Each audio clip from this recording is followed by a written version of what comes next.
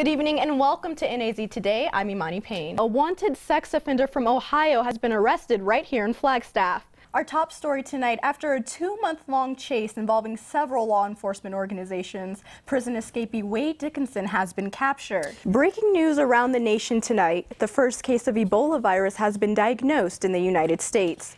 A group of Boy Scouts stumbled upon human remains while they were hiking near the Utah-Arizona border. That's about 17 miles south of Hurricane Utah. An NAU football player is behind bars in Minnesota tonight after allegedly being involved in an attack involving a baseball bat. NAZ Today sports reporter Jacob Larson has been closely following the incident and joins us now to fill us in. Jacob, can you explain what events took place that night leading to the athlete's arrest and what charges he is now facing?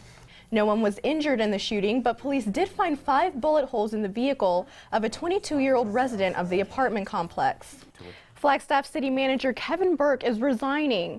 FSU senior Sarah Evans was in the library and witnessed the shootings. She recorded cell phone video of the chaos. She described seeing one of the students who was hit by a bullet. And 2 men are behind bars this evening, and another is hospitalized following a shooting in the Sunnyside neighborhood yesterday morning. Woody's gas station in Prescott is still recovering from an armed robbery that took place over the weekend, and police are asking for your help in locating and identifying the missing suspect. Well, it's election day across the country, and the stakes are high in these midterm elections. In every state across the country, voters are making their voice heard. Republicans are hoping for a big night, while Democrats are just trying to hold on to the Senate. We lead tonight with a bomb threat on NAU's campus at Klein Library.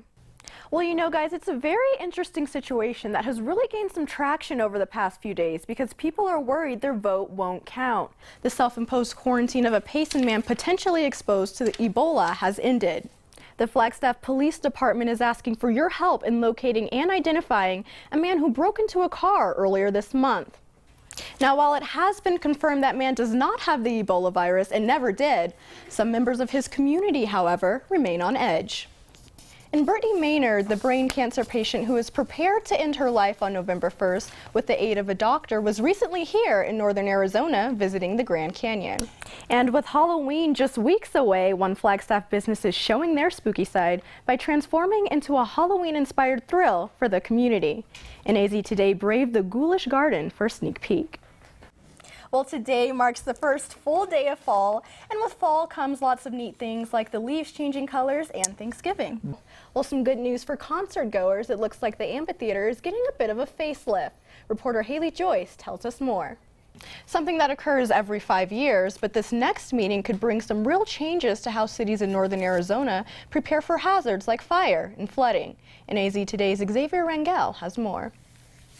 Exactly, and it all depends on the voters, and voters in many states have choices that extend beyond parties and candidates. Issues ranging from marijuana to the minimum wage appear on some ballots, but for voters here in Flagstaff, there were more pressing issues on their mind. Now, one thing Hansen did mention is that because so many votes have yet to be counted, it does present an opportunity for some election results to change. So that's something we'll want to keep an eye on in the coming weeks. He was taken into custody at a local hotel Monday where he was registered under a fake name.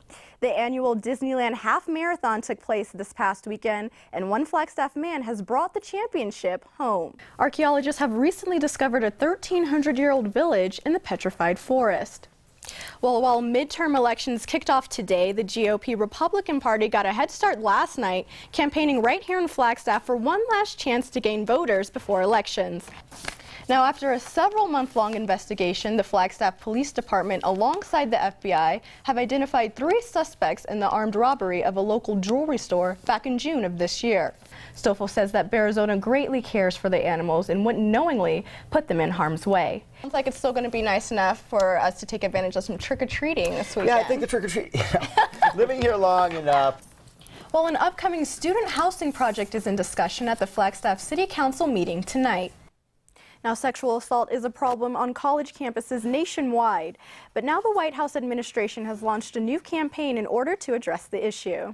The terrorist group ISIS continues to strike terror in the American people.